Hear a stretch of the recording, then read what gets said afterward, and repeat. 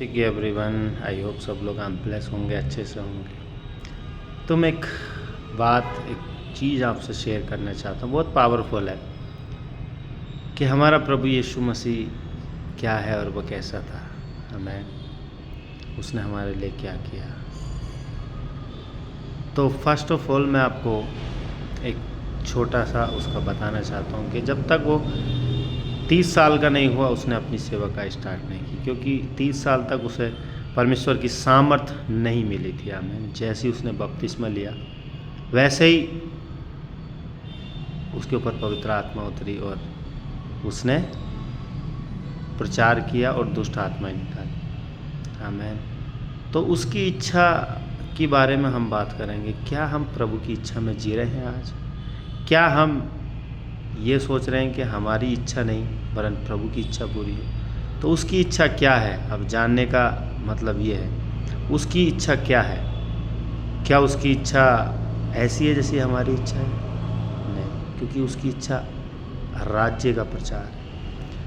आमीन। उसने जहाँ पे भी राज्य का प्रचार किया, सुसमाचार का प्रचार करो, दुष्ट आत्माओं को निकालो, बीमारों को चंगा करो।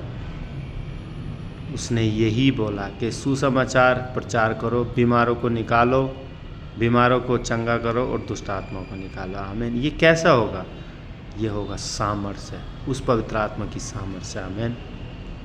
उस पवित्र आत्मा का बपतिस्मा जब तक हमको नहीं मिलेगा तब तक हम कुछ नहीं कर सकते। और उसकी इच्छा अगर हमें पूरी करनी है तो सिर्फ पवित्र आत्मा की सामर्थ, पवित्र आत्मा की अगुवाई में हमें चलना पड़ेगा, उसकी इच्छा के अनुसार चलना पड़ेगा। आमीन। तो आज हमको देखना पड़ेगा कि हम क्या अपनी इच्छा में चल रहे हैं या फिर परमेश्वर की इच्छा में चल रहे हैं। और परमेश्वर की इच्छा क्या है, कैसा दिल वो रखता है, क्या हम उससे जानने की कोशिश कर रहे हैं?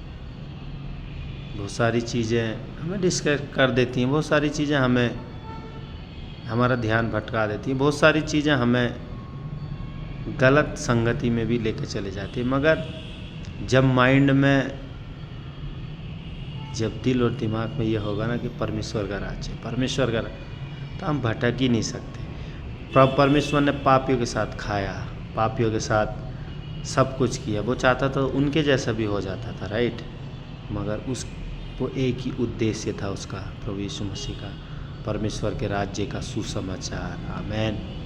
परमेश्वर का राज्य का सुसमाचार, जहाँ भी गया वो सुसमाचार प्रचार का, जहाँ भी गया वो सुसमाचार। तो आज हमें भी यही काम करना है कि हम परमेश्वर के राज्य का सुसमाचार फैलाएं। क्योंकि यूहन्ना 1:13 कहता है, यूहन्ना 1:13 मैं आपको पढ़ के बताना चाहूँगा, वह ना तो लहू से न शरीर की इच्छा से न मनुष्य से परंतु परमेश्वर से उत्पन्न हुए। आमीन। तो आज के लिए इतना ही। आई होप वचन अंडरस्टैंड हुआ होगा। Thank you so much. God bless you.